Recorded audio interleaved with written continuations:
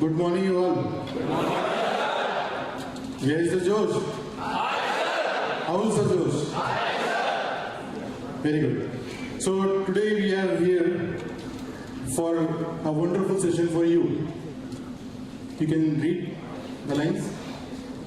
Industry, Academia, Tech Connect. The second line is campus to corporate. Means you are here in campus and we want to send you in corporates. So how to connect with good industry, how to work in good industry. Today you will find all the important things here. So on behalf of IIIT Bhopal, I welcome all the delegates from NASCOM and industry, and I also welcome you all. Thank you.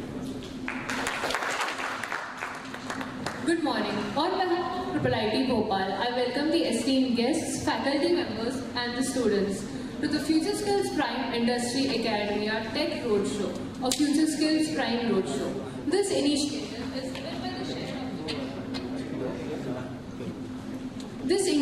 is driven by the shared objective of strengthening the bridge between industry and academia, creating opportunities for meaningful dialogue and fostering collaboration in the realm of emerging technologies. Today's session aims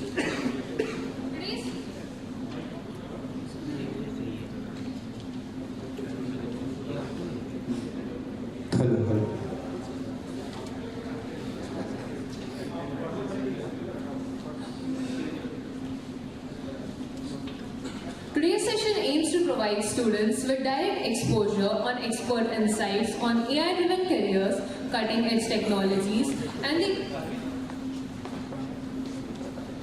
the essential skills required to stay competitive in a rapidly evolving job market. It also serves as a valuable platform for industry leaders to share real-world expectations, practical perspectives, and the mentorship guidance with aspiring learners. We are delighted to bring together leaders, academicians, and the next generation of innovators on a common platform, united by a vision to empower and inspire. May this event spark curiosity, ignite new ideas, and pave the way for future success. Thank you for your participation and enthusiasm. Let's make this event engaging, insightful, and memorable for everyone. Here's a video on how NASCOM is contributing in skilling space. Thank you. Technology is no longer just a tool, but the foundation of progress. AI, cloud, cybersecurity, data, and other emerging technologies are transforming every business, classroom, and career. For India, this transformation brings both a challenge and a promise. A challenge to upskill millions, and a promise to emerge as the global hub of digital talent that will power the vision of a Viksit Bharat by 2047. Future Skills Prime was born from this vision. Conceived by the Ministry of Electronics and Information Technology and NASCOM. It was designed to make digital skilling accessible to all. As stakeholders of this education and skilling ecosystem, our responsibility is to align our current offerings with the future landscape and values. The mission is to enable every Indian to gain future-ready skills, certifications, and opportunities in emerging technologies. A commitment to lifelong learning, ensuring our workforce stays employable, adaptable, and globally competitive. Over the years, we find that hiring based on a degree will become a thing of the past. Maybe this is already a thing of the past, and you will have to start your hiring based on capabilities and skill set. So you want to hire for the future, not hire for the past. Future Skills Prime brings together everything a learner needs to thrive.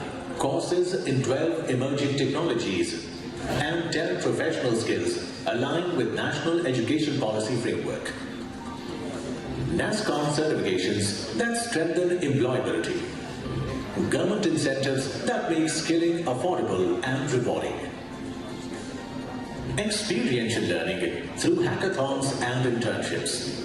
With the Talent Connect portal, linking learners to job opportunities. Future Skills Prime partners with over 2,500 academic institutions, over 160 corporates, and over 12 state governments. The impact speaks for itself.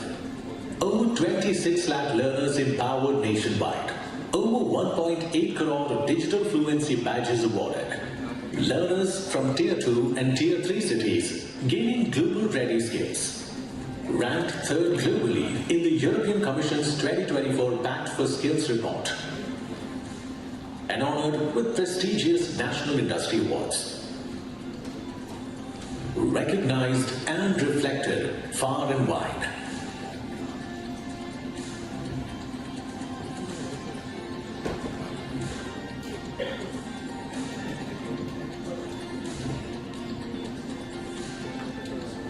Behind every number are stories of learners, educators, and leaders transforming ambition into achievement.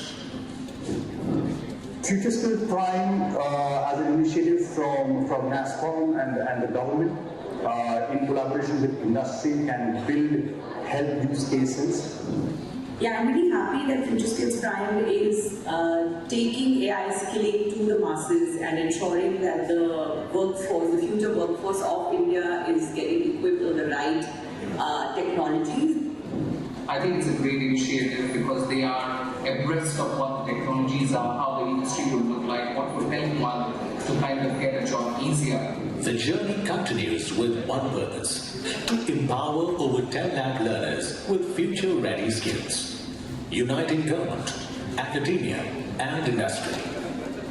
Together, we are building a stronger, more inclusive India, a nation that will lead the world as a global hub of digital talent and drive the vision of a Viksit Bharat by 2047.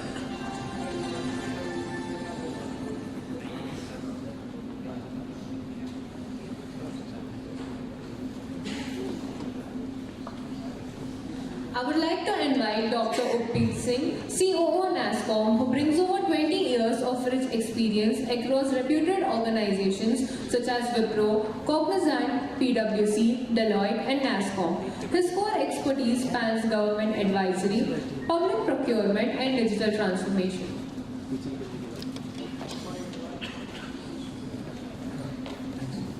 Good morning, everyone. Hi. How many from ComScience? Oh, all from ComScience. I'm from ComScience. So, I did my engineering from IIIT Allahabad 21 years ago. Was sitting in one of the seats many years ago when TPOs, etc., when the training hiring institutes used to come, organizations used to come. One thing that has changed drastically, as I see. Earlier, like in the video also they spoke about, we used to ask questions on C, C++, Java, etc., right? Backdated them, right? अब शायद पूछते होंगे या नहीं भी पूछते होंगे, I'm not sure. But now they are also checking for something else. They are checking for your analytical ability, your ability to bounce back, resilience. I think that's more important. आप कितने AI tools सीख लोगे यार? आज एक LLM है, tomorrow that LLM is outdated. There's a new LLM, there's a new tool, right? So what will matter most is your ability to unlearn and learn the new tool, right? If you would have been a finance professional, it would have been easier for you, for us, right? एक बार Indian accounting standards पढ़ लिया, चले जा रहा है. Unfortunately, you have chosen technology and you have to keep, refreshing your understanding, your ability to leverage tools on a continuous basis. Just look at, I'm sorry I will not bore you much, but just look at the research that is coming out, and it's more important for us. You guys must be third year or final year? Third year? Mostly third years, right? So you'll be starting your placement season soon, right? कितने की supply है जो battery पहन batch तो नहीं है ना? So in fact I had one for my surgery, so I did not attend. I couldn't take some of my exams, right? I had my hip surgery then when I was in third year, and I was the only student in the history of IIT Allahabad who had a job before he had cleared third year, right? So having said that, just look at the research. The research speaks about a lot of elements around what are the new job trends that are going to come in, what are the jobs that are going to get obsolete. So net, yes, again, if somebody is sitting here and saying, AI will not do anything, no, that's incorrect, right? There will be a lot of job displacement for you across the board, not just for you, but even the chap who's sitting in the call center, every job will get displaced. But the nature of job displacement is where if we do the right intervention is where we can protect ourselves and our interests, right, and as a country as a whole. I think that's the most important element. The World Economic Forum studies is that 50% of the new tech jobs in India will be in AI, blockchain and cyber. Just don't think about AI, right? You think about the allied elements of cyber also. AI, with the event of AI, there will be a lot of cyber frauds. There will be a lot of cyber products and interventions and specialists that will be required to handle the onslaught of AI, right? How do you protect, how do you guard them? It's not just like government assets, but also personal elements, etc., right? So I think that's another important element that you should be looking at as students. The third and last most important element that I would suggest is many of you would go for higher studies, you might go for your MBAs, etc., right? I went for my MBA after my engineering. I was with Wipro for 1 year, and then I said, no, I don't want to be an engineer, I want to get into, I want to be an MBA there. Wrote CAP, went into Amlakna. But when you go there also, even when you do an IIM or an ISB or you go to US or Wharton, I hope all of you go to Wharton, right? So when you go there, understand with AI cutting across industry, what is required of you is to be a T-shaped professional. I was just speaking to some of the co-panelists who will be here, some of my esteemed NASSCOM member representatives. What do we mean by T-shaped professional is you understand technology and you understand the domain. So suppose you want to become an iBanker, investment banker after you do an MBA, right? So how does AI help you become a better iBanker? Can I leverage AI to do my portfolio management better? Obviously, it can give you some decision, cannot take a decision for you, right? Or if you're in hardcore engineering also, right? If you stay there, how do you leverage the tools, etc., to become better professionals in something? And that is where the T-shaped element will be very important going forward in the future. And that is where you should invest on how do you become T-shaped. Keep your vision straight. T-shaped professional, resilient, ability to bounce back, right? Resilience is that. Ability to learn and learn.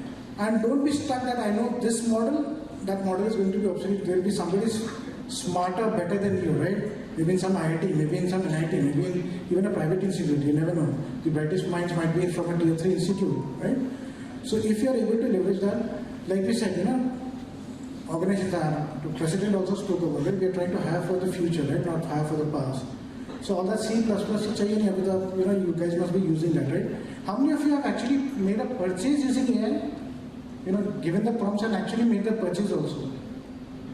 Nobody? People have to come on, guys.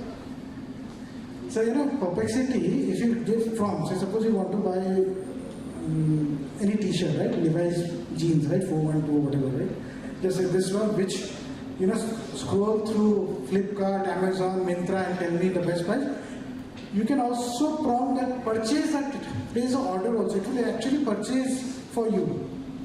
Right, so it's already there. So you're not waiting for just to search and optimize your search. I'm just giving a general case study, right? The biggest issue now for hotels like even Taj, they are in a doldrum of what do they do? Taj hotels are known well, right? How do they sell? Many of the foreigners who come to visit India, they will stay in the Taj, great resort, great brand. Now, as AI starts making the buying decision also from you, मेरा एक mind में Taj के brand recall है, what we used to call in marketing, right? Brand recall, right?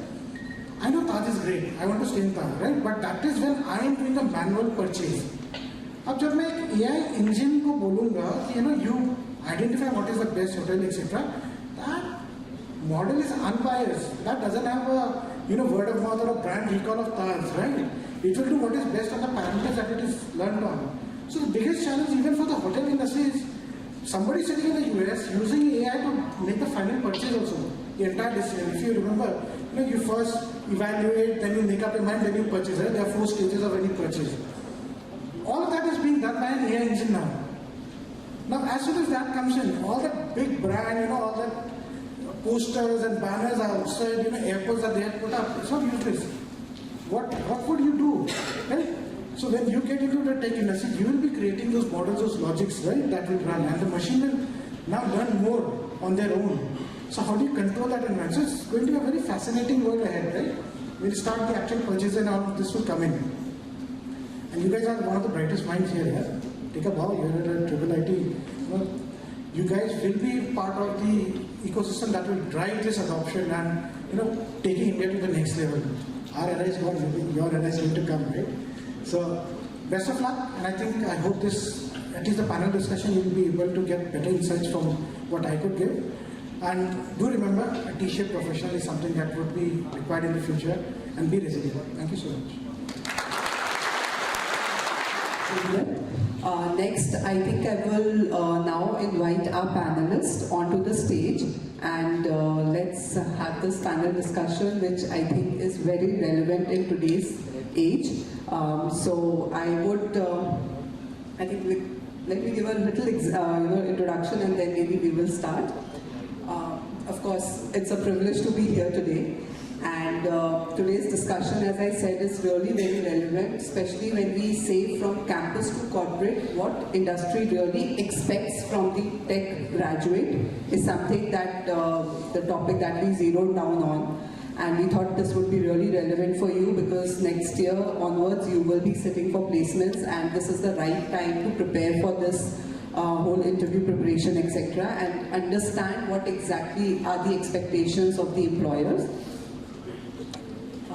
So I think to decode this, we have the extremely talented panelists with us. Let me introduce Mr. Chandan Kumar Malik, who is the CEO of Global Eagle IT Technology Private Limited, a technology consulting and software development company specializing in AI and ML, enterprise software and scalable data-driven platforms. He works closely with global clients and engineering teams to design and deploy production-grade technology solutions. He actively contributes to bridging the gap between academia and industry by mentoring aspiring engineers and sharing practical insights on emerging technologies, real-world engineering practices, and industry readiness. Mr. Chandan, can we have you on stage? The CEO was supposed to come, but due to some urgent meeting, he has asked Mr. Talib to represent his organization. So about him, he has been leading the product and partnership at their organization. He has also been working on development of innovative platforms like Konozov, Zenzi AI, Just Talk, etc., to drive impactful solutions in AI and technology sectors. He has done his MBA in IT, and this background definitely enables him to strategically make the product innovative and partnership more impactful. Mr. Talib, please. Panelist for the day is Mr. Amit Wadhwani, who is the head of India operations in Danzuti, a global AI native technology consulting and software development organization focused on building scalable digital solutions across AI, SaaS, cloud, and enterprise platforms, where he focuses on building center of excellences and designing scalable, process-driven systems that enable consistent delivery excellence. His work revolves around strengthening operational governance, clarifying accountabilities, and aligning people, process, and technology to support sustainable growth. Beyond operations, he's an active mentor, and he mentors emerging managers, helping them move from task execution to structured thinking and ownership. Sir, can we have you on stage, please?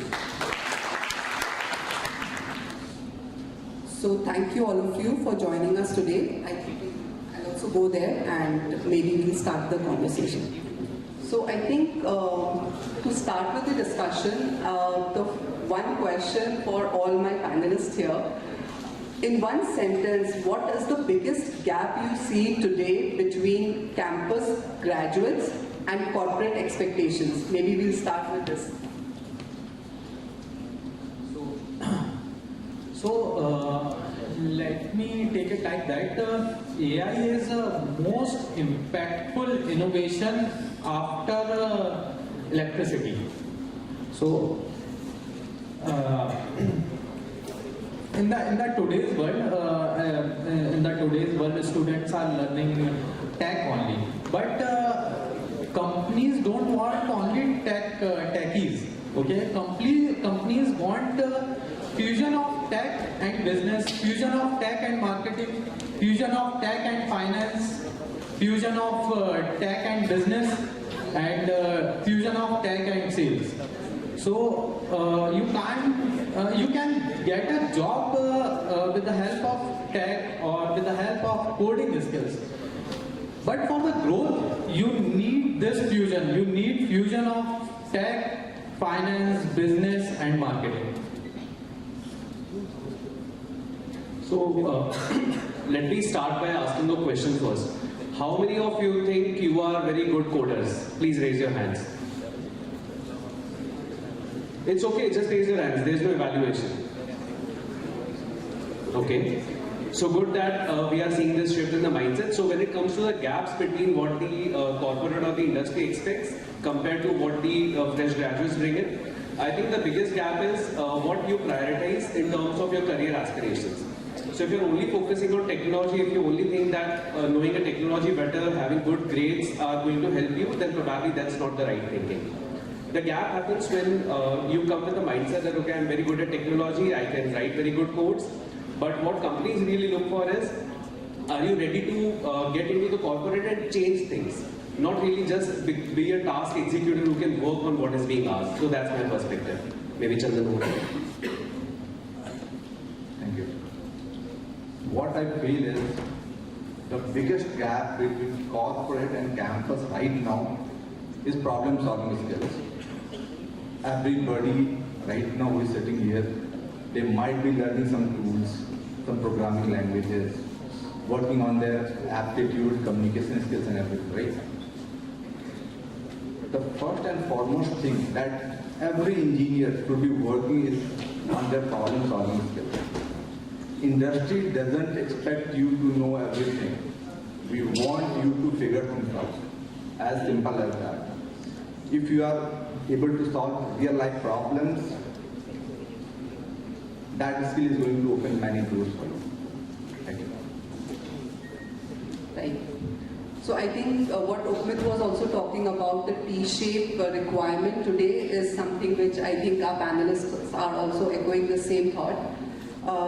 So Amit, being the head for India operations and bringing in the operational aspect, how do you evaluate a talent? Like when you go for your screening of talents that come to you, what makes you shortlist one fresher over the other? So when it comes to screening a resume, I think it's very easy these days to create a resume using these AI tools. But it's my personal recommendation, don't do that. Because the recruiters or the companies would want to know who you are. If you're writing a resume using these AI tools, then it's very apparent. Anybody can figure out that this resume is created using some AI engine. So my suggestion is don't do that, be true to what you are, just write it down. So that is the first level of screening that at least I have implemented in-house. That if you see that a resume is 100% AI generated, try to keep it on low priority. So that is the first screening criteria. Second is, at least we do not look at the last section which talks about the academics. That okay, my CGPA was 9.75 or something like that. I have seen a lot of students chase around the numbers. They will go to the professor saying that okay, this is what is happening, my grade would change if just a number changes or something like that. So that is not the right approach. My suggestion is when it comes to screening, first thing first, write your resume yourself. It's okay to take help from AI. I know it saves a lot of time, but you need to understand that this is a turning point in your life. You're going from your college to a corporate, and then you need to reveal who you are, not really what AI thinks about you. So that is the first thing that we do to screen. Second is when we are doing an in-person screening, then we make sure that the person is talking not only about their subject matter, but they are also talking about the things that influence that. Now what it means is, for example, if you're a software developer, do you really know what are the other functional areas in software development which you have to work together? So it's not about, as Dr. Ukmit was saying earlier, that nobody would ask you a C# or maybe React syntax or something like that, that okay, how do you write this code? That's outdated now. anybody can integrate the tools like Claude and Lovable and just build their software in less than 2 days. So that's my take. Okay, so Chandan, as a CEO, you see both sides of talent and business impact on hiring decisions. So what does corporate readiness truly mean to you as a CEO? That's a great question. Let me start with corporate readiness is not about technology. The biggest gap right now between campus and corporate is not about lack of technology, it's about exposure. When you are in a college, you are working in a perfect environment. But the industry doesn't operate like that. When you are working corporate, most of the times problems will be unclear, requirements will change on the go, and you have to make sure that whatever you have built is working perfectly and is scalable. For us, while we are hiring at Golden IIT Technology, there are 3 metrics that we take care of. First thing is, you should be taking ownership of your work. While you are in college, you are learning some tools. Start taking ownership of your work. Start learning independently. Because when you come to corporate, there is no fixed syllabus. If you can't learn independently, you can't work in corporate. Start doing work apart from the assigned task. This is the first thing. The second thing what we want you to do is be ready to work with unfamiliar systems. In corporate, there is a lot of uncertainty, and we have to work on fixed timelines. It's not like college that you are going through your exams, you are carrying projects. You can't do that in corporate. So you have to be ready for that. And the third thing is, you have to understand the business context. Ultimately, you are providing a solution for a business that is going to generate revenue for that client. That's how the business works. Not just simply writing lines of code. Be ready for that. If you can do all these things, you are corporate. As I said earlier, industry doesn't expect you to know everything. If you can figure things out, you are welcome in the corporate. Now let's understand the product side of things. Coding is important, but knowing what to build and why to build, I think it matters even more. So Talan, many students focus primarily on the coding skills, at least when they are in the college. From a product perspective, what does product thinking mean, and how can tech graduates start developing it while they are still in college? So, before starting that, let me give you the brief about Technotask. Technotask is a BPO company. Additionally, we have a AI product vertical. Okay. We are building AI product like AI voice bot, AI speech analytics, and AI based contact center solution. Okay. We are replacing human agent with AI. So it is not a service. The BPO as a service and the product which we are building, it is totally built for each and every industry. So the product thing comes with a solution which can be used by anyone. Product thinking comes with the, as sir suggested, ownership and problem solving skill. So problem solving skill is most important thing in product. So Amit, I think the next question is for you. How do you evaluate learning eligibility during interviews? Because about this screening, I think I would just like to continue that thought. So you said learning agility, right? Yeah, okay. So I think when it comes to evaluating learning agility, it's not really straightforward. Okay? Because if you ask simple questions that, okay, how do you keep yourself upskilled? How do you learn about new trends in the market? Everybody has their answers ready. That, okay, I follow this channel, I follow such platform, all that stuff. So it's very difficult to analyze that, but I think the way it happens for us is we try to understand how much you already know about it. So as Dr. Opit was saying that the interview trend has been changing, it's not about technology anymore, as Chandran said that it's more about problem solving. So we try to understand how much you already know about things which are not really at your core but are connected with what you have to offer. Now let me take this example, or perhaps I should ask a question. How many of you are considering alternative roles in IT industry, for example, quality assurance, business analyst, these kind of roles? Anybody? Has anyone considered any of the alternative roles? Maybe if you can just speak up which role you are talking about. Consultancy? Consultancy for? Okay. Anyone else? Okay, so what happens is, if you see, there are very few people who spoke about it. Everybody is very focused that, okay, for example, if I have to become a software developer, that is what I want to do. But people do not really know about the parallels which go along. So for example, quality assurance, business analyst. I am telling you, 4 years down the line, these software developer jobs are going to go away. It's all the business analyst. In our company, business analysts have started producing software themselves. So they would write the business requirements, they would build the application on their own without having any software development in place. Of course, it's not 100% finished, it's almost 80% there, but things are going to transform. So when it comes back to learning agility, it's all about how much you know about the things which are ancillary to your core job. Do you already know about that or not? So if somebody comes to me for screening, I would first try to know how much you already know about it. That shows that are you really inclined towards learning or not. That would give me an indication that if we have to move out and if we have to learn something new, would you be able to do that or not?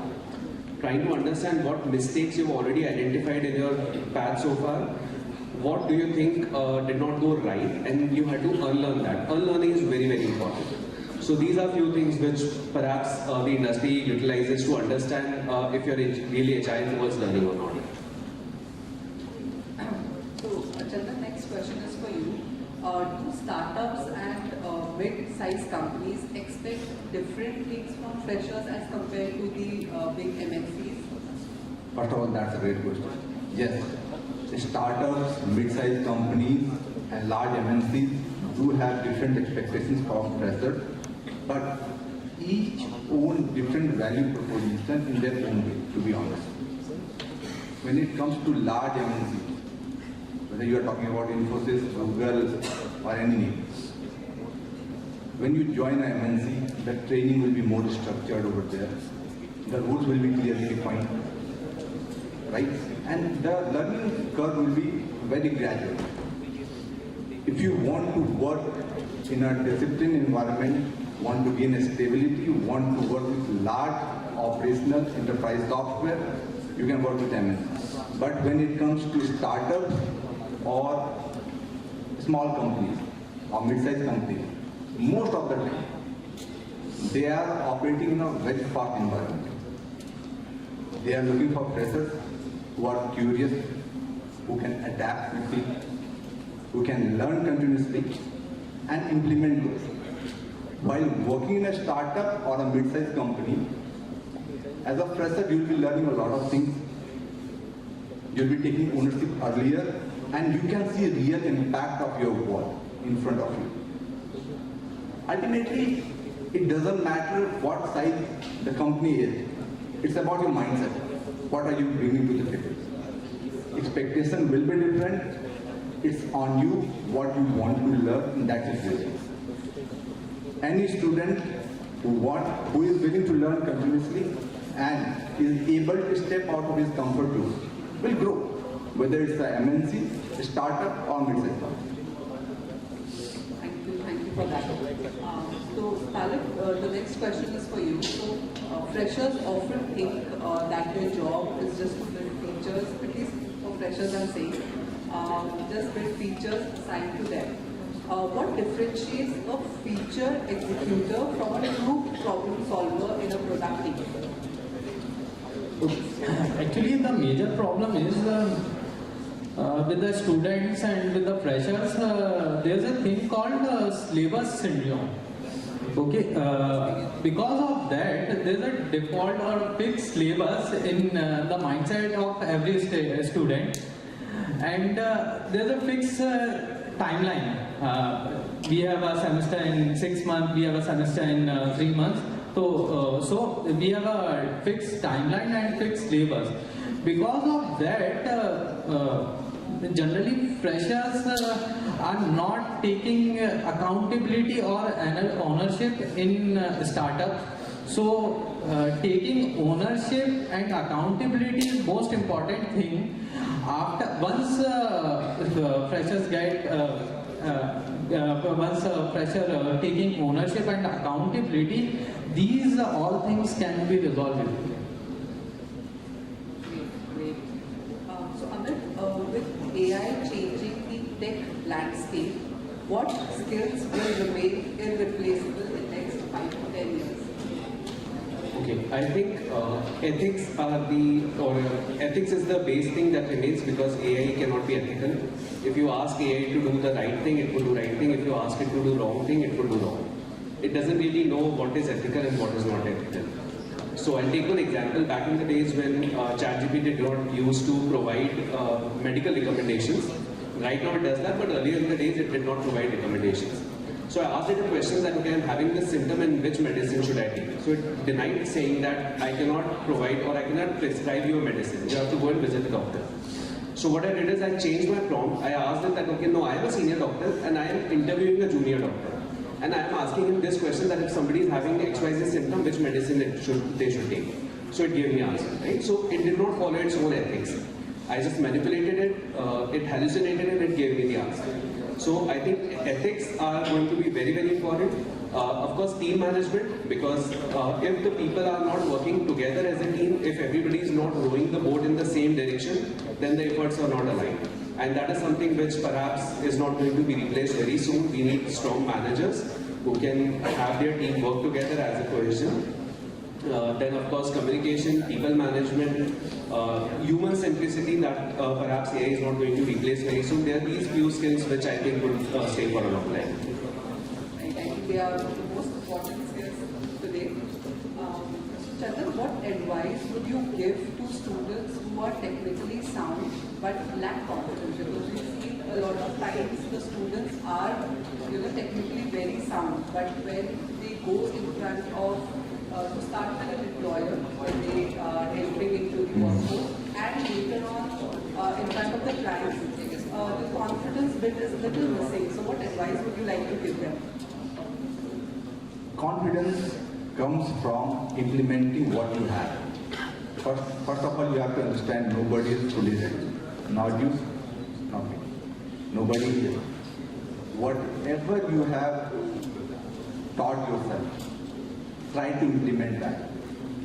Right now, you can do a lot of things. You can contribute, you can build solutions to real life problems, you can upskill yourself. Whatever you are learning, try to implement it. As simple as that. Implement it. If you are doing mistakes, learn from it and repeat. As simple as it. Confidence comes from building what you know. Nobody gets to perfection in a day. Obviously, Rome was not built in a day, right? So it is going to take some time. Don't lose hope. Keep working on yourself. Try to put yourself in an uncomfortable situation. That's how you grow.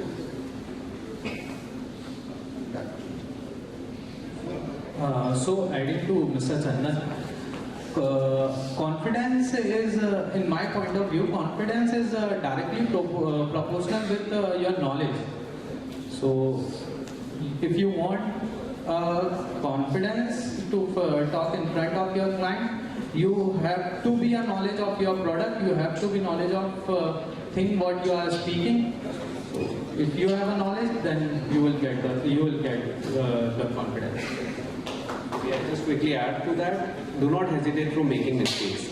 Because most of the times we have this hesitation that, okay, if we go in front of the client, if we make a mistake, then what would happen? And that stops us from doing the right things.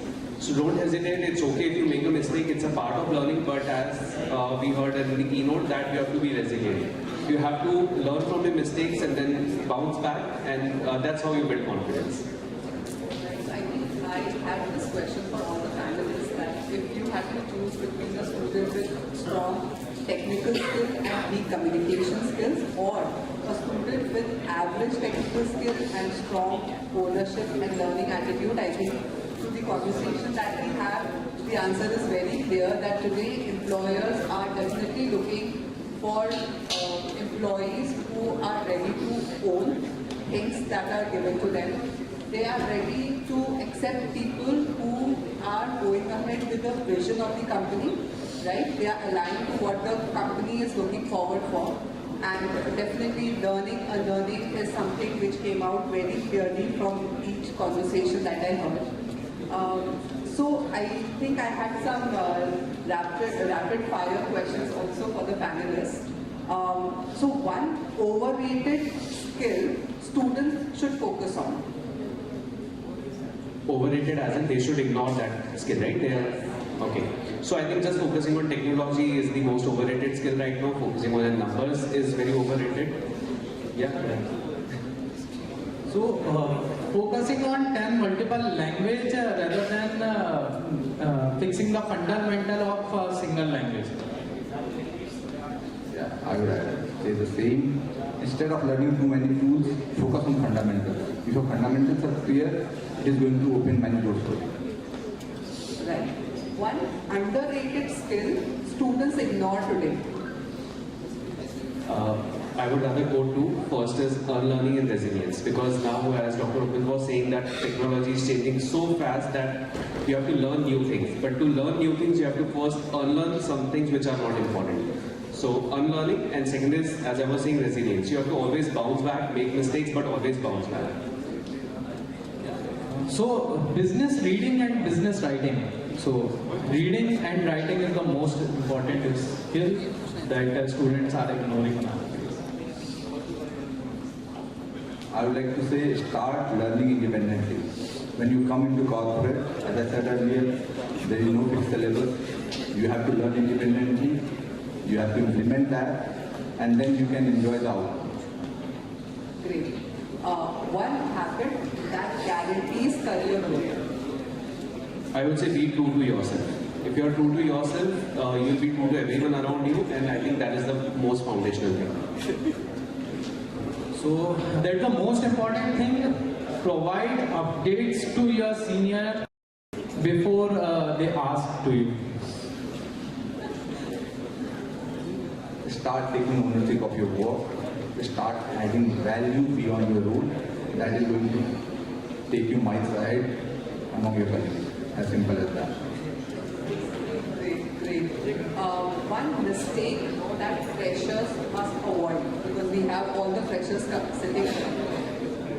So it's basically an outcome of whatever I heard from my co-panelist experts, that don't stay in your comfort zone, do not create a shell around you, do not wait for instructions to come over to you. I have seen freshers in two different categories. One's the ones who keep waiting that, okay, I got this task, I got this completed, now what I do. And second are the ones who get it completed, they go back, they tell that, okay, this is what I did, this is what I felt was not right, this is an area of improvement that I noticed, and this is how we can make this better next time. So you have to go back and look around yourself on what you can change, not just what you are doing. So, as Amit said, the biggest mistake is hiding mistakes. Don't hide your mistake. The biggest mistake right now most of the freshers are doing is they are not doing any mistakes. Okay. They are very fearful of failure. Nothing is going to happen. Whenever you fail, you learn a lot of things. So start implementing whatever you have in mind, fail, get back, and repeat. I think it's also said that there is no failure if you are not able to do something successfully. It's just an experience that you are adding to your portfolio, right? So I think failure, you should not be afraid of it. You should use it as a learning experience. I think any questions before any questions from the audiences that you would like to ask from our panelists?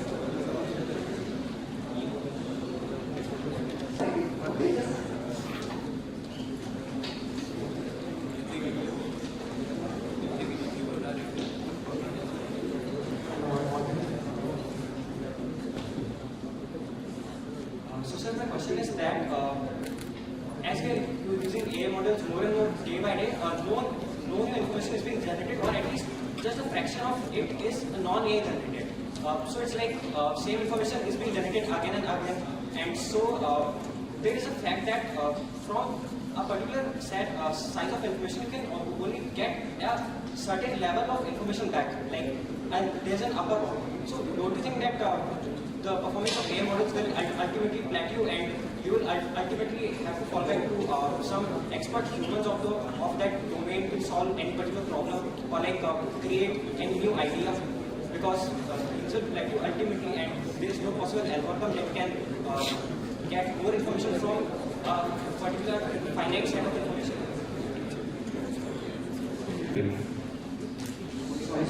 What's your name, sir? My name is Puneet. Puneet. Okay, Puneet, so really appreciate you asking that question. And I think that it directly goes with what Dr. Upmit was saying, that you have to follow this T model, where you need to have the knowledge of the technology, plus you also need to have the domain expertise. So you're absolutely right, the AI model would go blank at some point because they do not really know everything, and that's where this domain expertise come into the mix. I attended a panel discussion a few weeks ago, and somebody said a very nice thing, that if we talk about what does the career look like in the future. So if you only know technology, then perhaps there is no career. But if you know the industry details, if you know how the industry works, then probably you are going to be successful. Now, the reason behind this is, as I was saying, because of these tools available, anybody can go and build a solution for themselves in less than a week perhaps. But what is the real roadblock is because it's difficult for them to explain the business requirements to the software developers. That's the current roadblock. So what they prefer is, instead of explaining what my business needs, I would rather do it myself because we have all these tools available. But if they come across somebody who's an industry expert, who understands how the industry works, for example, pharmaceutical research. If you build your expertise in pharmaceutical research, and if you understand how the pharmaceutical research process works, you wouldn't have to really go and talk to the scientists to understand that, okay, what feature do I build next in the application. You are the one who provides solutions, and that's where they see the value. They are saving their time because now they do not have to build the solutions. Right? So that's exactly what you need to do. Yes, of course, the model would get blank at some point, but if you have the industry expertise, you are at the right spot. So I personally feel that you have the right mindset.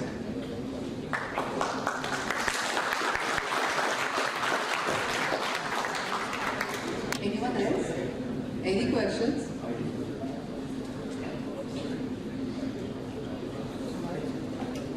Sir, मेरा बस आपसे ये था like it would be better if I can convey it in Hindi for clearance.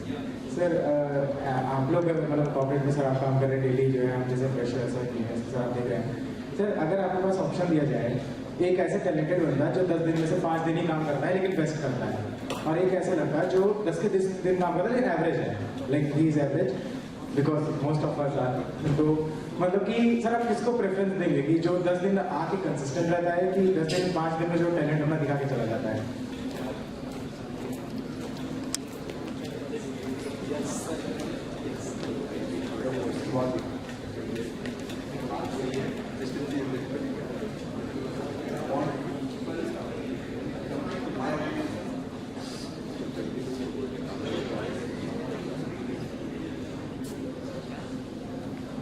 So जैसा मैंने कहा, consistency is the key. When it comes to my organization, I am looking for people who are disciplined, who are consistent throughout the year. I am not looking for somebody who can work for 5 days in a month and can deliver an Excel. Industry always looks for people who are disciplined, who are consistent. That's how industry operates. One night fight नहीं होती यहाँ. ठीक है?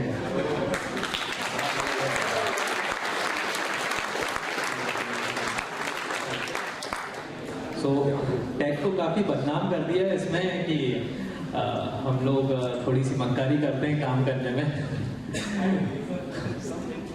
सो ये शायद students के अंदर mindset वहाँ से आ रहा है। बट टू बी ऑनेस्ट, जो वो आपको 5 डेज जो लोग काम कर देते हैं और फिर वो 10 दिन का वर्क फ्रॉम होम एंजॉय करते हैं, तो अगर मैं उनकी रियलिटी बताऊं तो वो 5 दिन जो काम करते हैं ना, उसके बग फिक्सेस करते हैं बाकी के 10 दिन। तो discipline is most important thing. Discipline जो ये कॉलेज लाइफ होती है हमारी, इसके अंदर जो ये 8 to 9 आवर्स जो कंटिन्यूस लेक्चर होते हैं, वो इसलिए नहीं होते कि हम वहाँ पे क्लास में डेली आए बैठे हैं और वापस घर चले जाएं। वो एक डिसिप्लिन फॉलो करने को होता है कि जब हम कॉर्पोरेट लाइफ में जाएंगे तो वो डिसिप्लिन हमारी लाइफ में रहेगा। First thing is that, and second thing I want to add on that, आप लोगों के लिए एकेडमिक्स जो है वो 1 है, academic is 1 and apart from academics everything is 0. Like you are doing an internship, it is a 0. Not 0 like a 0, but if you have academics then and plus internship, then your score is 10. And if you have work on live project, then again 1 more 0, then your score is 100. And if you work on a freelancing project, then your score will be 1000. So every other curriculum activities is 0 for you.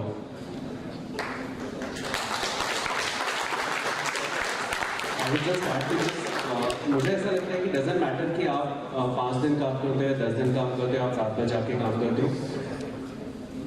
The vision that we are going forward with, at least Ignatius के point of view से जो हम लोग build करने की कोशिश कर रहे हैं, वो ये कर रहे हैं that nobody should be working outside of their work hours. That's what we are trying to do. Okay, so मैं कभी नहीं चाहूँगा कि मेरी टीम में कोई बंदा अपना फैमिली टाइम छोड़ के और ऑफिस में बैठ के काम करे। But the question is कि how do we do that? So उसके लिए what do we look for is कि आप वो काम चाहे 5 दिन में करो या चाहे 10 दिन में करो, but are you improving from what you were yesterday or not? Okay, second is कि आपने जो काम किया उसमें आपने वैल्यू क्या ऐड किया। It should not be only delivery कि आपने मुझे कुछ काम दिया तो मैंने वो काम कंप्लीट कर दिया, बट उसके साथ में आपने चीज़ों को कैसे इंप्रूव किया, राइट? कि मुझे ऐसा लगा कि ठीक है, again going back to very traditional software development, कि मुझे एक फीचर डेवलप करना था और मैंने वो फीचर डेवलप किया बिकॉज मेरे मैनेजर ने मुझे मेरे पास में बिठा के समझा दिया था कि क्या करना है। This is a very traditional practice in smaller companies. जब कंपनी स्टार्ट होती है तो उनमें प्रॉपर डॉक्यूमेंटेशन नहीं होता है, बट अगर आप जाके उसको पॉइंट आउट करोगे नहीं, अगर इसके जगह पे हम लोग डॉक्यूमेंटेशन करेंगे तो बाद में प्रॉब्लम्स नहीं होंगे, एम्बिग्विटी नहीं होगा, और हम लोग को डॉक्यूमेंटेशन इंप्लीमेंट करना चाहिए और ये मेरा प्रपोजल है, इस तरीके से हम लोग उसको इंप्लीमेंट करेंगे, right? So that is what would be my preference. So recent example है कि हम लोगों ने अभी क्वालिटी एश्योरेंस में एक बंदे को हायर किया था। He was very junior, I think उसने कहीं 7-8 महीने जॉब किया था, then the company had to close and then he came to us. जब उसका इंटरव्यू हुआ था, इंटरव्यू के बाद मैंने बाहर जाकर अपनी एचआर को बोला कि I want this person at any cost. Okay, वो फर्स्ट इंटरव्यू में ही was able to impress me. वो आया, उसने काम किया, 4 महीने बाद वो मेरे पास आया कि सर मुझे आपसे कुछ बात करनी है। बोला कि मैं अभी तो नहीं कर पाऊंगा, अगर तुझे इतना इंपॉर्टेंट है तो सैटरडे को करते हैं। He was like okay, Saturday को उसने मीटिंग इनवाइट भेजा, वो अलग से ऑफिस आया। ऑफिस आके उसने मुझे क्यूए एजेंट दिखाया। QA agent was working end to end कि बिजनेस रिक्वायरमेंट लेके उसने उसका टेस्ट प्लान बनाया, टेस्ट केस बनाया, टेस्ट एग्जीक्यूट किया और bugs report. He was with us for 4 months, but he went out of his boundaries. उसका जो काम था उस असाइनमेंट से बाहर आया वो, उसके बाद उसने वो क्यूए एजेंट बनाकर बताया। It was not working 100%, okay? उसको बहुत सारे फ्लॉज थे, but at least he took initiative. उसने बताया कि आपने मुझे जो काम दिया उसके अलावा मैंने कुछ और काम किया। So मैंने ये नहीं देखा कि वो 5 दिन काम कर रहे हैं, वो 10 दिन काम कर रहे हैं। मैंने देखा कि वो अपने काम के साथ वैल्यू क्या ऐड कर रहा है, वो कैसे चीज़ों को बेहतर बनाने की कोशिश कर रहा है। So that was the goal.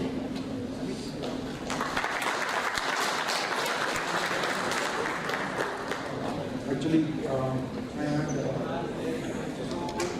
the students are pretty desperate officer and they are pretty much interested in roles like SDE or SD, software development engineer. So here is where I would need your help to, perhaps put more light on it. That you did say that there is a lot of branching to be done.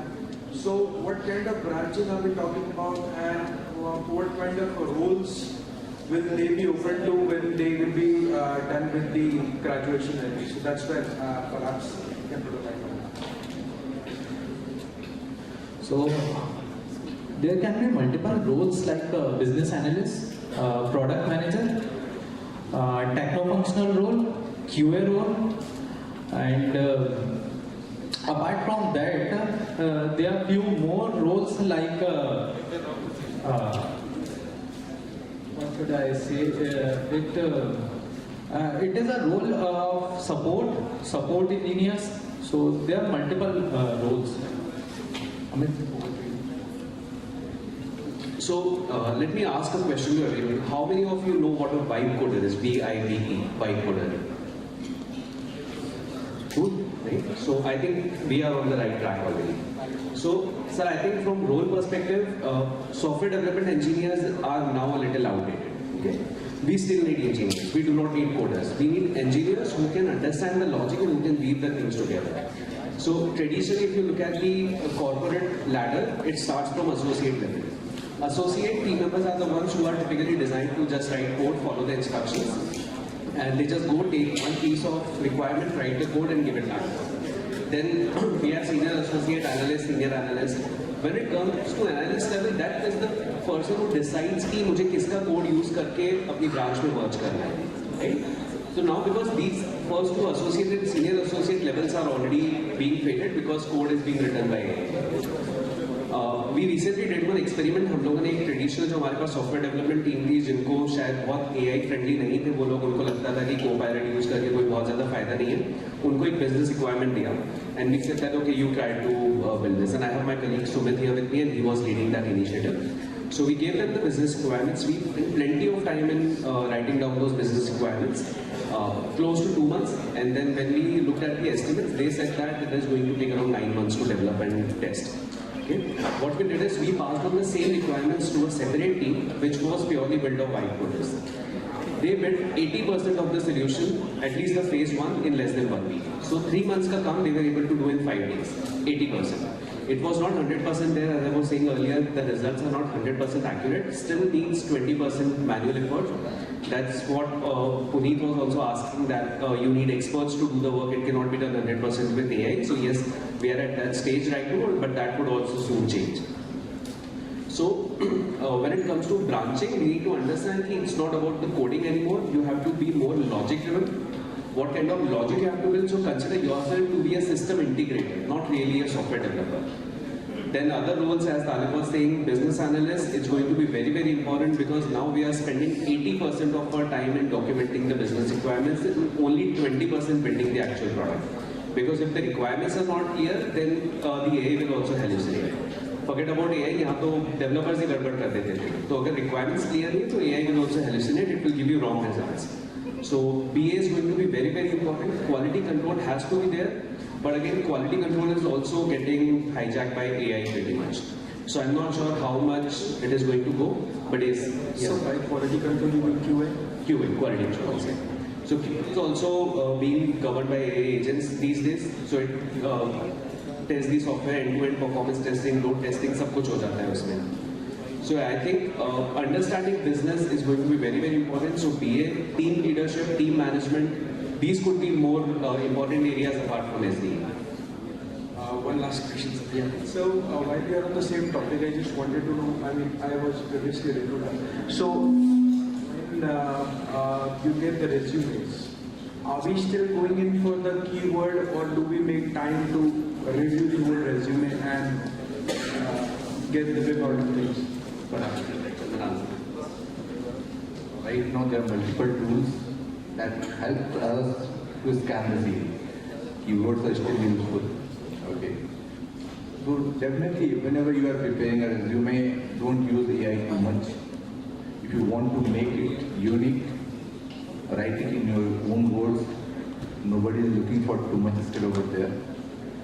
Whatever role you are applying, you should be having that relevant skill set. Then only your resume will be.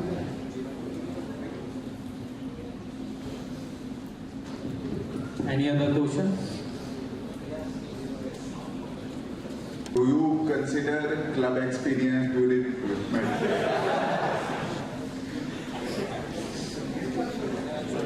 Exos. So, what's your good name? Utkarsh Soni. So Utkarsh, जैसा कि मैंने आपको बताया, academics is one. Apart from everything, everything is an additional score, additional zero in that one. I don't know. It's a very tough question because yes, we do not need also robots. We need people who have different personalities who know how to keep the others engaged.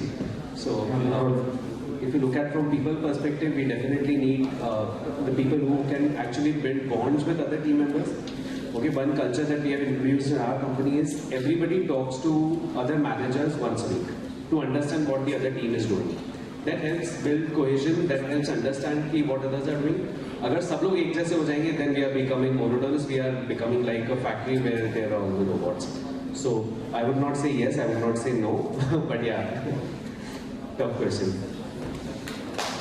How do we keep up with students using health practices like generative AI to give online assessments? Like how do we lead them? Like they are completing 3-4 questions. Like most of them complete all the given questions in the given time, but we are not able to keep up with them. So how should we manage with that?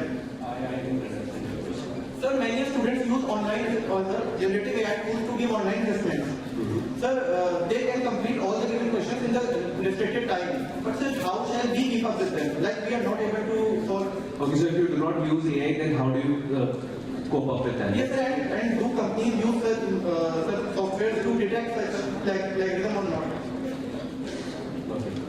So I think you would get a lot of answers. I don't know if Rohit is going to speak after this. Is Rohit going to talk about future skill program after this? Yeah. No, of course, yes.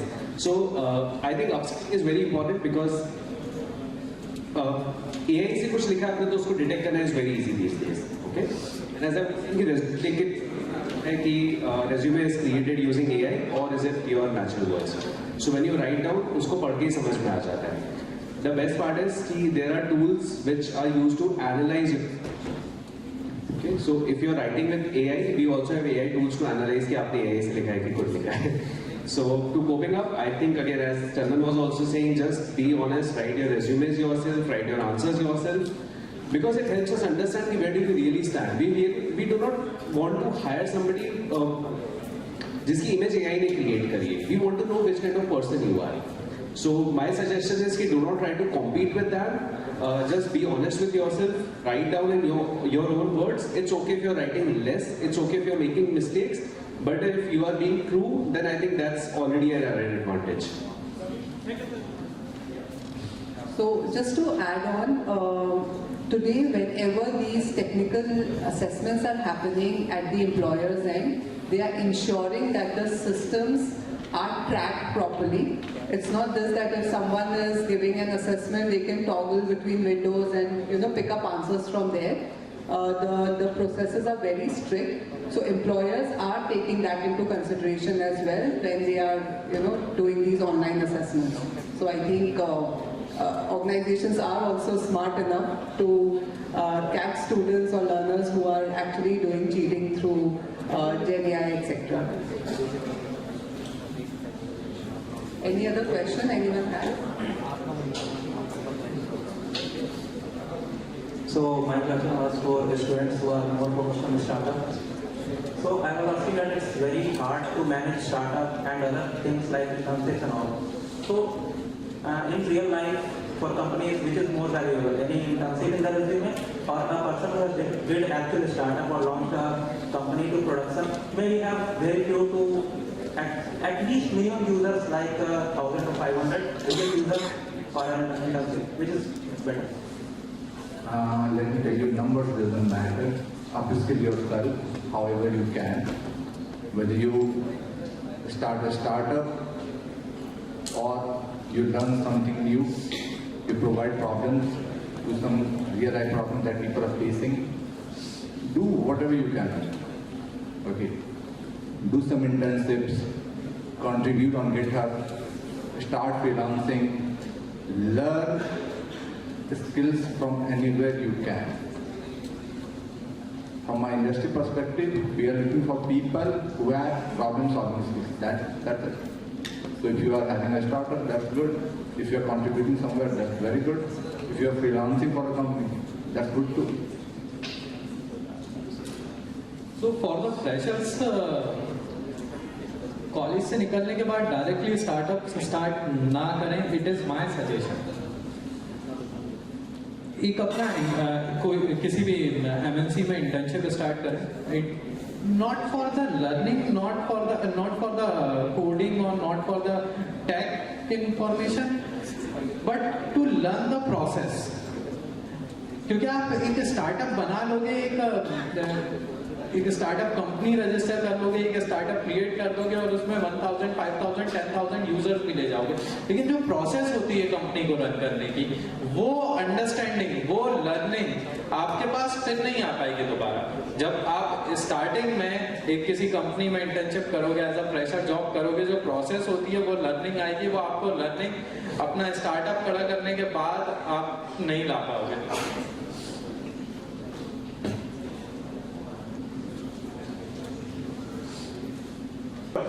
If we give that assessment offline, generally gate paper are also easy than their reasoning question. Why? You're talking about online assessments? Yes, sir. If any company give any online system, the question is very hard. But that same paper or by government agency, they took the exam by offline mode, the paper is easy. Why? So perhaps because we are not doing that enough, so I would pass this all question to you, Priyanka. Sorry, but I also am hoping you have some view on this. I'm not aware about how this is happening. If I got your question correct, you're saying that if you're applying for a certification program or some assessment, the questions that you get in the OEM's assessment are of a higher degree, right? और वही जब आप किसी government में या किसी और certification agency के पास जाते हैं तो questions are much simpler. Generally, the difference between online mode and offline mode. So, see, there are 2-3 things. You have to look at it from a business fundamental, right? OEMs don't want to dilute their brand. अगर आप एक AWS का certification लेंगे, guys are not wearing Google t-shirts and all, right? They would like to keep the same standards globally, right? So the questions that are being administered are also basis on logic. Some of you will do GMAT, right? In a couple of days, right? So there is a medium difficulty level is given as medium, easy, medium, hard, right? So if you answer 3 questions easy, then it takes you to the medium range, right? That's why question banks are there. So that's how global OEMs create their assessments, right? Most of the assessment agencies are Pearsons, etc. that they use to administer this question. Sarkar jab aata hai, think of the lens of the government. Pearson ka pass rate, if you don't prepare and go for a GMAT, the scores that you'll get will be abysmally poor, right? Think of the government. I'm sorry, don't quote me on it, right? Agar 80% of the beneficiaries or the test takers fail, तो newspaper में छप के आ जाएगा 80% बच्चे fail हो गए, right? So the government always tones it down because there is more of a societal, socio-economic elements have to be taken into consideration. OEMs will not dilute their brand. They will not change a comma. They will administer the same thing because the certificate you get at the end of it is valid globally. So whether you have taken it as a French student, as an Indian, as an American citizen, you get the same score and your credibility on that certificate is globally therefore acceptable. आप typically जब ये बाहर से कोई offline exam लेके जाएंगे ना उसकी value इतनी नहीं है. Sorry to say that, right? So I think that's one of the major elements why there is a difference. Sir, before AI, the paper was so easy. As comparison after AI, the paper became tough. Why? अच्छा ऐसा भी है? या आपने अपने सोचने की क्षमता कम कर ली? Sir, before AI, the paper was generally easy and the scoring was up to some level. But after we use so much AI, in OH also. So who is responsible for it? Means we are responsible also. But how companies will tackle it? See, what I understand, I am not running an assessment for the large OEMs, right? But most of the organizations are also putting elements like credibility index. आप जब exam लेते हो, while Priyanka and they were all speaking about, every assessment has certain guardrails around it. The guardrails are, it could be a browser-specific assessment that you can't move around. The terminals could be locked, right? You can't open anything else. If you are toggling between, browsers or pages, it will give you certain alerts, right? आपको पहला alert मिला, दूसरा alert मिला, third alert मिला, it can even stop the assessment, right? At the end of it. So at the end of the assessment, a credibility index is generated. how credible it was. Maybe you are also saying, and like I said, there's an easy, medium, difficult. So after all, maybe you are too good at it, yeah. Up easy, medium, ke, benchmarks are par karke, so you're getting all the difficult questions. Maybe. Correct. So we have AI agents also sitting behind the assessment. They are also able to gauge, right? If you are talking between screens and all, like I said, the credibility index, right? So maybe as a student or maybe as an assessment taker, you have been so good that you are at the difficult level parameter. Maybe. Yeah? There's one chap who had asked about 5 days use, right? So I just wanted to interject. Sorry, I didn't get the mic in, and I thought, see, there are two different types of people who can, or two different ways of engagement as a professional that you can look at. One was what the esteemed panelists spoke about, right? I would prefer 10 days, etc. There's also an element called gig worker, right? Where you can work at different projects as per your convenience. So if you have that passion, if you are willing to take that plunge of not being in a very structured environment, working across multiple projects, multiple geographies, right? India mein kaam karte, usi team mein kaam karte, wohi India, wohi swipe card, right? The same for that. Gig economy is also going to boom a lot. People will hire specialists for specific projects, for a specific, compensation, right? 2 महीने का काम है, इतने दिन में करना है. If you do it before, submit it, get your invoice, move out, buddy, right? So gig economy is also great for people who think on those lines. Thanks, sir. I am from Spark Club of Triple IIT. So, sir, my question to you is, like, recently we have seen that AI is also taking places as a decision makers. Like, you are the CEOs of the company, and we have seen that UAE has made the constitution, right, the laws using AI, and Albania has AI minister. So, would you consider AI? What are your views regarding the AI as a decision maker? Would you consider a board member, one board member of your committee as an AI model? So, आपने अभी UAE की बात की. अगर मैं UAE के reference में बात करूं, हम UAE के कंपैरिजन बहुत ज़्यादा टेक एनेबल हैं. UAE के अंदर आज भी हम लोग टीम्स यूज करते हैं, स्काइप यूज करते हैं. UAE के अंदर आज भी वो जो PBX फोन सिस्टम होता था, आज भी ऑफिसेस के अंदर वही फोन सिस्टम होता है. जो दिखाते हैं वो जो टेक को वो इनकरेज कर रहे हैं, और जो गोल है उनका वो 2030 का है. और आई डोंट नो कि वो कैसे करेंगे, क्योंकि अभी तक उनकी जो कंपनीज चल रही हैं उन्होंने टेक बेसिकली इतना ज्यादा टेक को एक्सेप्ट नहीं करा है. बहुत ट्रेडिशनल वे में वर्क कर रहे हैं, रजिस्टर्स पेन कॉपीज पे वर्क कर रहे हैं वो. ये मेरा पर्सनल एक्सपीरियंस है UAE का. And as a decision maker Clawdbot आया है. क्लाउडबॉट आपके लिए हेल्प कर सकता है, आपको गाइड कर सकता है, आपके टास्क कर सकता है. But I don't think so कि AI can be a decision maker है. So what are your views? Thank you, sir. I'll just defer to this a little. AI can be a decision maker, but we need to understand at what extent. Okay. Now we are already making some decisions using AI. So, for example, when I go to the office, when I open my mailbox, there are roughly 700 emails every morning. Okay? It's not possible for me to go through all those 700 emails. What is the best way out is, there's my EA, she is doing the work. Okay, so the executive assistant would read the email, she would screen it for me, but it was becoming overwhelming for her also. So we started this AI agent, which is actually categorizing the emails. So it is making decisions on which emails are important, which emails are not important. So that's a layer that we have introduced. Okay? We need to understand what layer is permissible and what layer is not permissible. So having decision making in board of directors, perhaps yes, we can have the voting in place. That okay, out of these board of directors, there are these 2 AI agents, because those agents have more access to better information. They can contribute towards decision making, but of course you cannot just rely on what they are saying. You have to put your thoughts and understand if what they are saying is really correct or not. Okay? Another example is we provide AI agentic solutions to US state government, and one use case that we recently implemented was around permissions. So अपने यहाँ पे India में क्या होता है कि जैसे किसी के घर में शादी है तो घर के बाहर टेंट लगा लिया और बढ़िया वहाँ पे प्रोग्राम किया, ट्रैफिक रुक रहा है, किसी को कोई फर्क नहीं पड़ता. Right? Similarly, if you try to do something in US, you have to go through a proper permission channel. What we have done is, if you, let's say for example, if you have to cut a tree for some reason, you have to apply and obtain a permission before cutting a tree. If you have a swimming pool behind your house, if you have to fill that swimming pool, if you do not want to use it anymore, you have to obtain a permission. You cannot really do that without any permission. Now earlier what used to happen is when you submit your application, the clerk would review the entire application और उसके बाद वो आपको बताएंगे कि आपके कुछ documents missing है, आपको उसकी परमिशन मिलेगी कि नहीं मिलेगी. ये प्रोसेस होता था 3 से 4 हफ्ते का, बिकॉज वो क्लर्क को पूरे डॉक्यूमेंट्स रिव्यू करने हैं, फिर वो आपको रिप्लाई करेंगे, आप अपना रिप्लाई फाइल करोगे.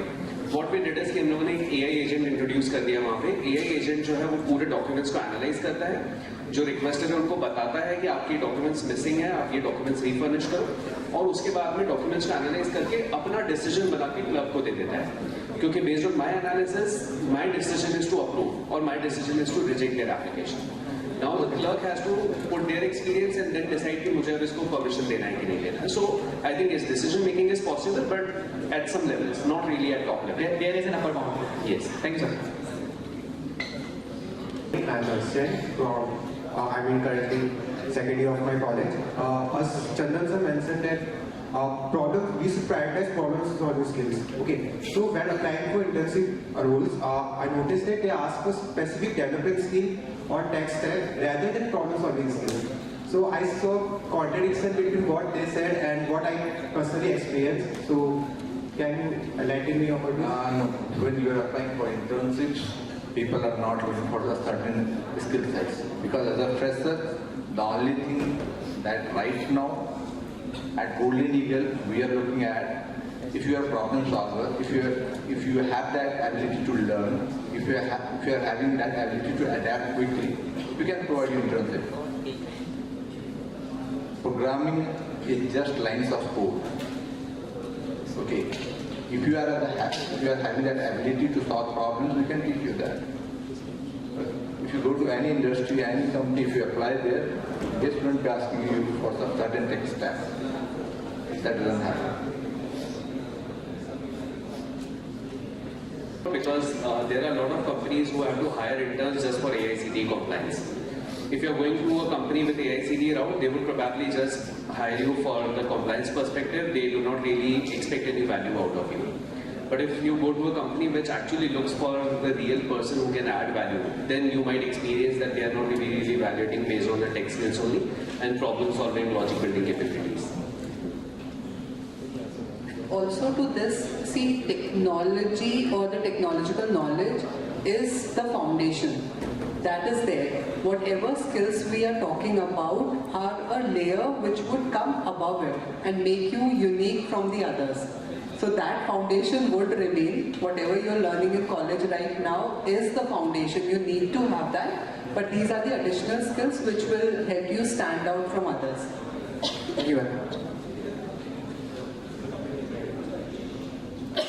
Good morning, sir and ma'am. My name is Manil Patel. I am currently a Codem Club of IIIT Bhopal. My question is, as AI is still growing, there are still limitations to that. Major limitations are listening, multi-modeling, and training cost. So,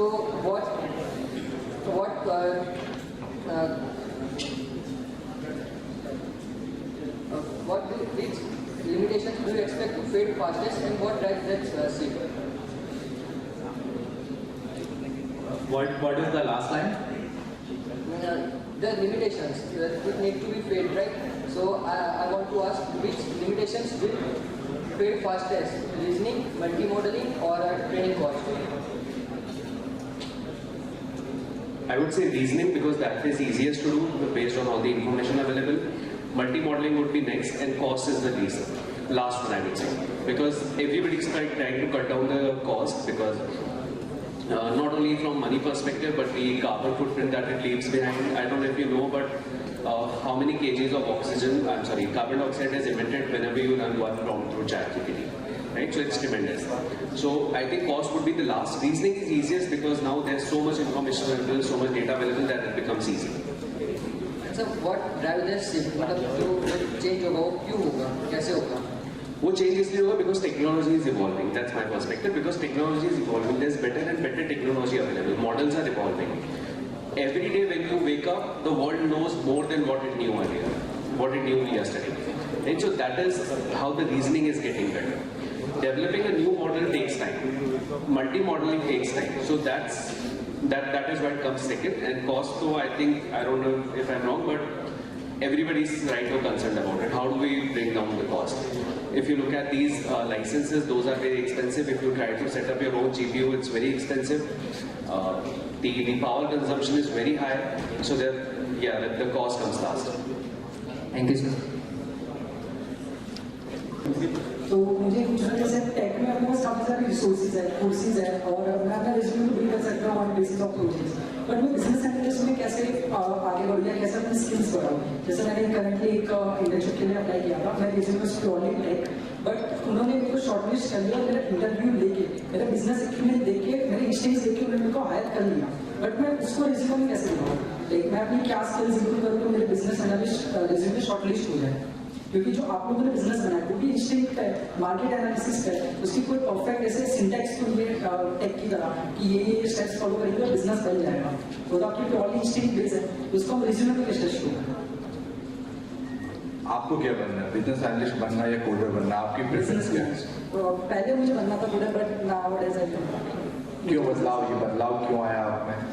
sir मैं business family से आता हूँ और मेरा पहले से ही थोड़ा align था उसकी तरफ इंटरेस्ट, बट अब मैं जैसे जैसे ज़्यादा एक्सप्लोर कर रहा हूँ तो मुझे लग रहा है कि बिजनेस साइड मैं ज़्यादा बेटर कर सकता हूँ। ओके, देखिए आपको बिजनेस एनालिस्ट बनना या कोडर बनना है या कुछ भी स्टार्ट करना है, let me tell you one thing straight away. जब आप ये कह रहे हैं कि हमने बिजनेस स्टार्ट किया, प्रोसेस नहीं थी, ये नहीं था, वो नहीं था, बिजनेस एक कैलकुलेटेड रिस्क होता है, बट ऐसा नहीं होता कि आप जागते हो आप एक स्टार्टअप खड़ा कर देते हो।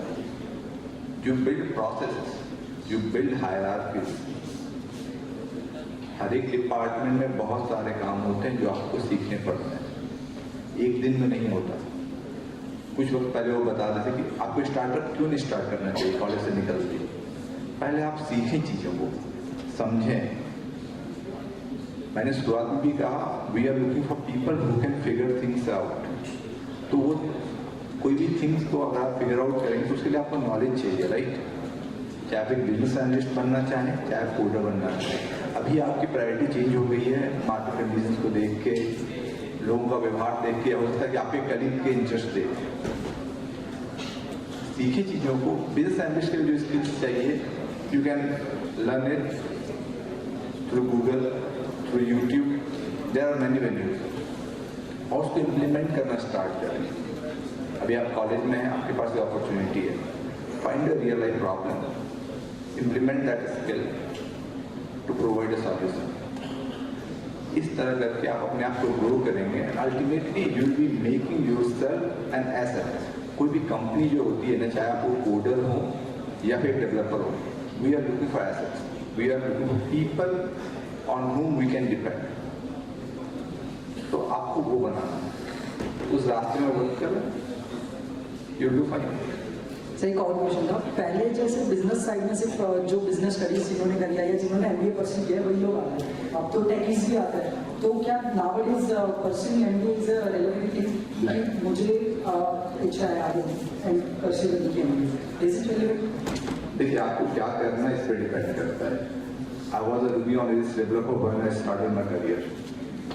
2 साल के अंदर मुझे पता लगा I'm not a great Ruby on Rails developer, but I'm good at communicating with people, I'm good at pitching my services।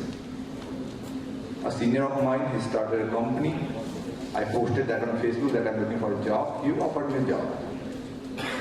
That gave me an opportunity to polish my skills। I was interacting with the developers, I was interacting with the clients, I was talking with the leads।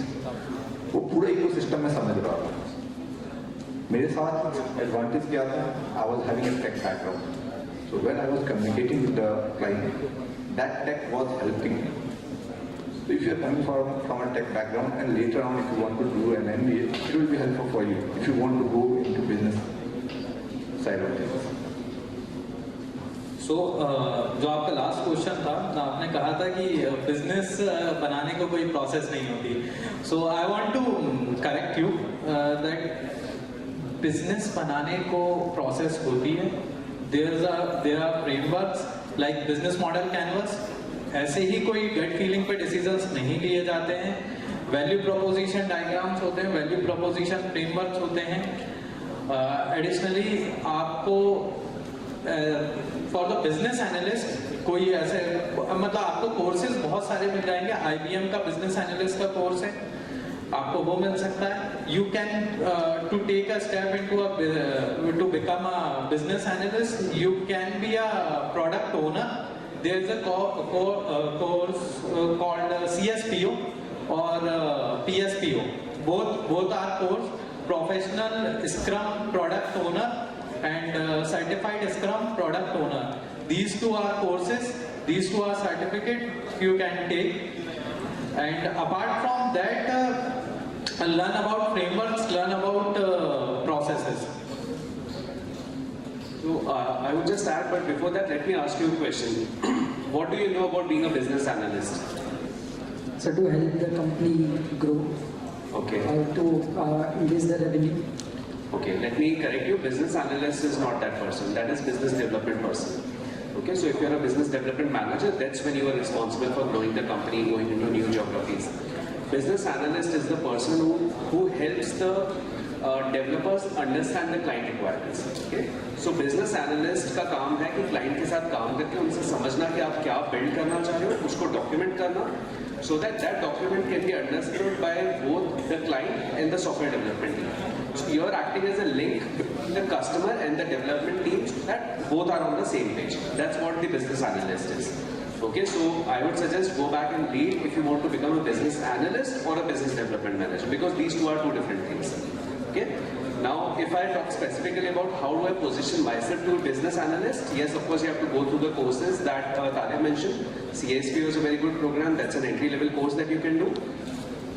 Next is, whenever you are talking about the projects that you have worked on in your resume, always mention what was your involvement in interacting with the client and understanding the requirements. Okay? Talk about some real-world problems that you have solved and how did you get hold of that problem. Do not, I mean, for example, if a resume says that, okay, I built a billing system or I built an invoicing system, I know कि वो GitHub पे बहुत सारा code है, copy paste करो, Stack Overflow से लाओ, हो गया काम आपका. So that is not a true project. A true project that I would prefer to see in a resume is कि आपने कैसे problem को identify किया, कैसे उसको document किया, and how did you solve that problem. That is what business analyst is. When it comes to business development manager, you are talking more about sales, customer relationship, talking to the customers, account management. That's a completely different stream. That is more into sales and marketing area. Okay, so I would say just go back and read through a little, and yeah, first have some clarity what way you want to do. BA is different from BD. Thank you, sir. My question is like, अभी AI बहुत rapidly evolve हो रहा है, तो आपकी companies में आपने क्या चेंजेस जैसे देखे हैं in terms of productivity, hiring और बिजनेस मॉडल्स जो मैं जो प्रोडक्ट बना रहा हूँ ना, it is a AI based product, AI voice bot, AI speech analytics, but इसका जो हमारा फ्लैगशिप प्रोडक्ट है, which is the core of our AI engine, it is a contact center solution and it work on a telephonic system. So आप में से C कितने लोगों ने पढ़ी है? C लैंग्वेज कॉलेज में भी पढ़ा रहे हैं, है ना?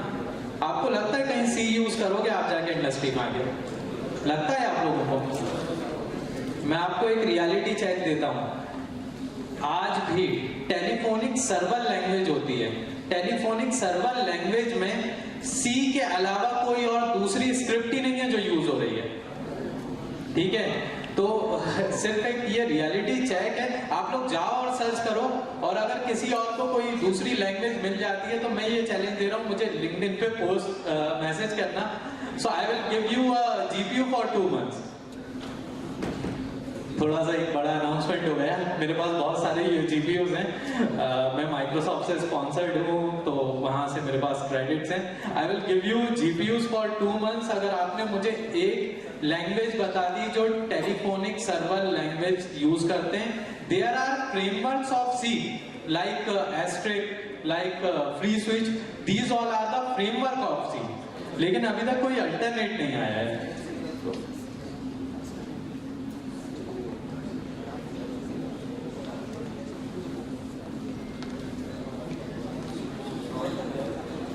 So I think we had a very interactive session. And I would like to conclude by, I think, some key takeaways from this panel discussion were: one, technical skills are the entry ticket. They don't guarantee growth. I think all the panelists talked about that. The other one, I think, which came out was communication skills and ownership, that at least the employers expect from their employees, the ownership and communicating well and understanding the need of the organization. Mindset, I think, was also one of the points which all the panelists talked about, and especially in the fast-changing world today, mindset is an important aspect. We will have to be very adaptive to new technologies, new changes that are coming in. And I think the last one was AI will replace tasks, not the thinkers. So, आजकल everywhere, if you really listen to even our Pradhan Mantri ji, he also talks about innovation. Everyone today is looking at India for innovators. So I think that thinking is something that is required. How do you think out of the box? How do you innovate new things? That I think is very important from that aspect. A big thank you to all the panelists for taking out time and being here, and a big thanks to all of you for sitting and attending the session. I hope you've taken some insightful thoughts from this whole panel discussion. I think I would just like to invite Mr. Upit and Sir to facilitate our panelists.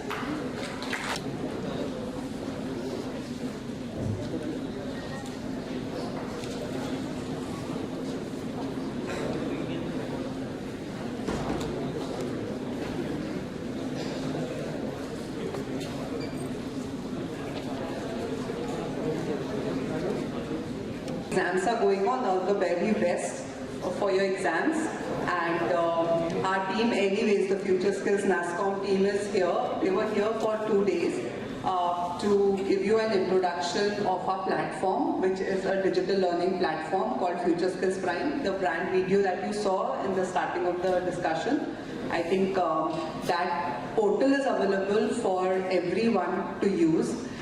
It has some amazing courses from the top OEM companies like Google, Microsoft, Cisco, etc. There are certain incentives that you can get after doing those courses. Also, there are industry certifications that are available at a very minimal cost, so you can gain that too. We also have internship opportunities coming at different point of time on our platform, so you can check that out too. So all the best, and keep learning and getting yourself upskilled. Right? So thank you so much, Amit, for the insightful discussion.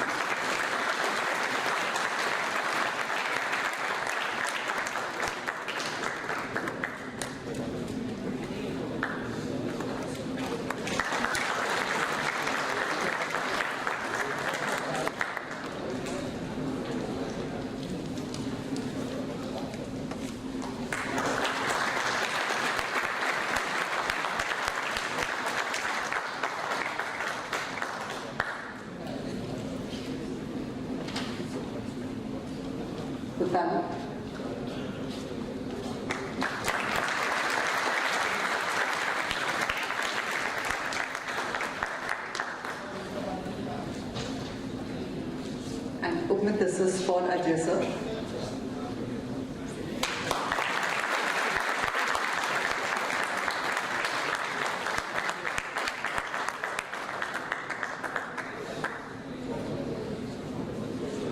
So thank you everyone, thank you so much. Yeah. So we'll have a photograph, one with the panelists and then one with you guys, okay?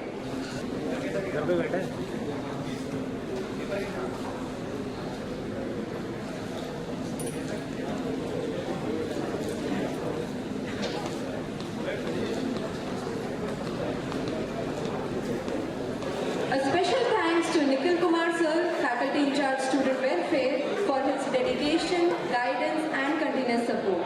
Your coordination and efforts behind the scenes ensure that everything runs smoothly. We truly appreciate your encouragement and commitment towards student activities. We sincerely thank our faculty club coordinators and club coordinators for their guidance, planning and tireless efforts. Your teamwork and dedication transformed ideas into a successful celebration. This evening stands as a reflection of your hard work. A big appreciation to the Student Council for their energy, responsibility and teamwork. From planning to execution, your efforts played a crucial role in making this event a success. Your enthusiasm truly reflects the spirit of leadership and unity. Let's give a big round of applause to everyone who worked tirelessly backstage and made this event possible.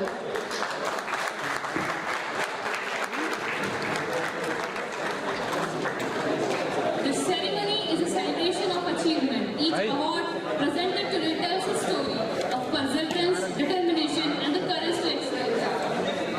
Now I would like to call on stage our Training and Placement Officer, Dr. Ajay Sir, on stage for his great and successful effort in getting Adani's sponsorship worth 4 lakhs for 9 lakh. I would also like to call on stage Anmol Sir to present the mentor program.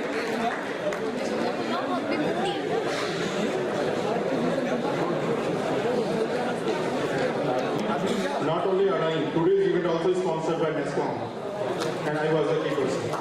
And next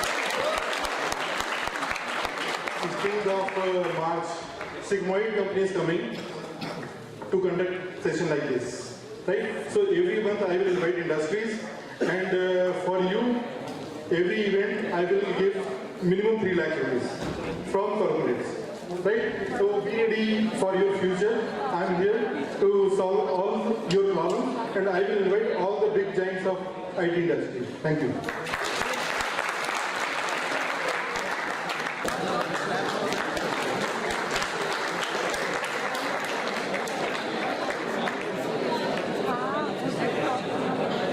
And ESET Club.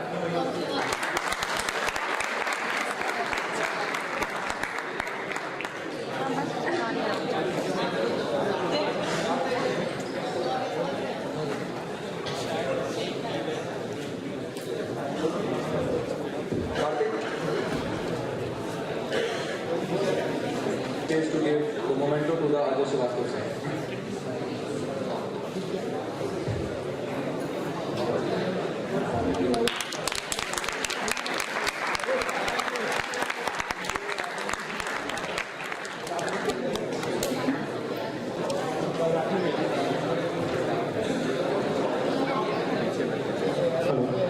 So after this event, you are invited for good lunch at Bookshop.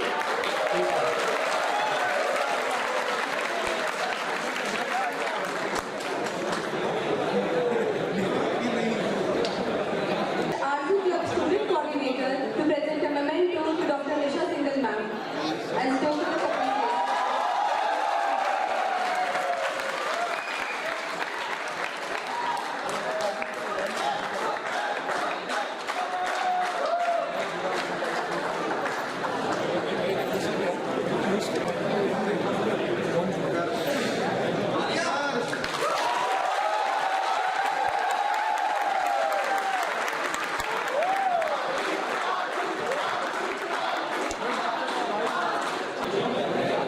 Thank you so much to all of you.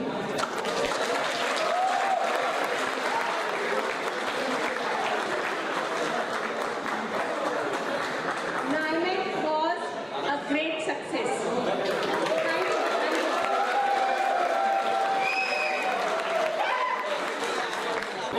you.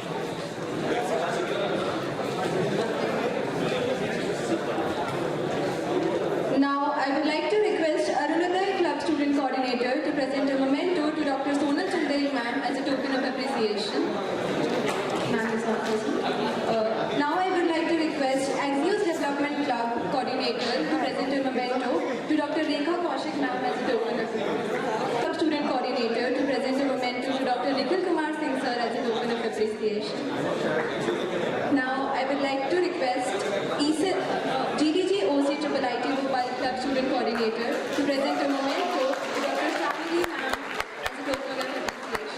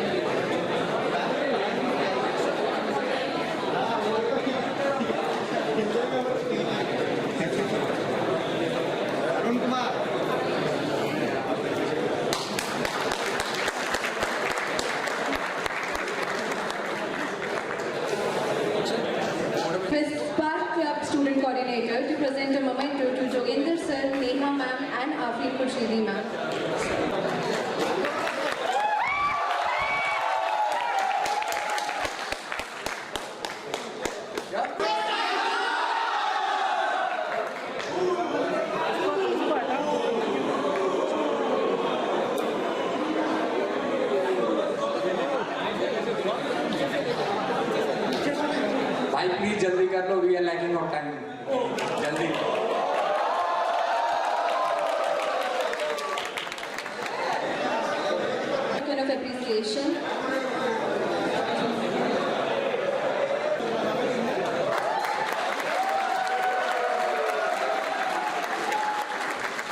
I invite the Dynamic 9 core team to the stage for their relentless efforts, leadership and unmatched energy behind this grand success. I would like to invite Jogendra Singh Rana sir to present a memento to Amod Vidyansh Dwivedi sir, who is the Treasurer Student Council. Next, I would like to invite Nisha Singhal ma'am to come on the stage as Cultural Secretary of Student Council.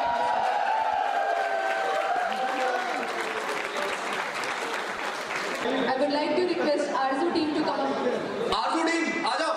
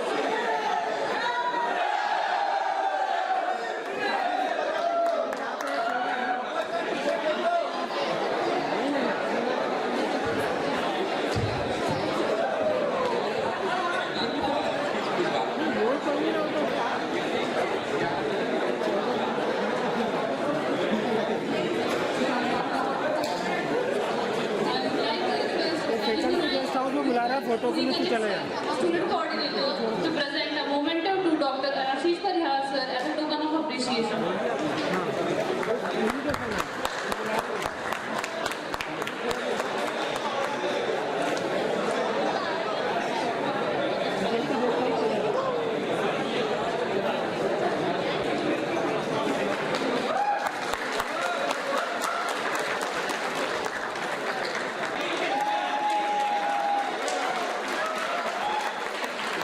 Now, I would like to request.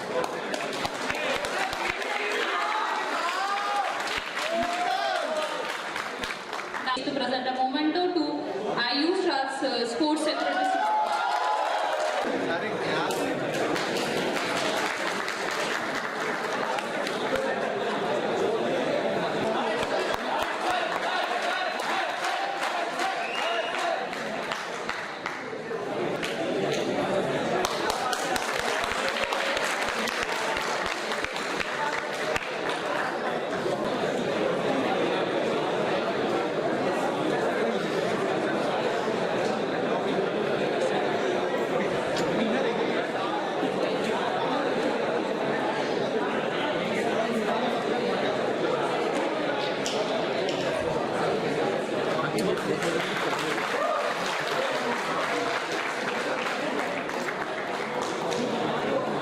And Bharat Jan.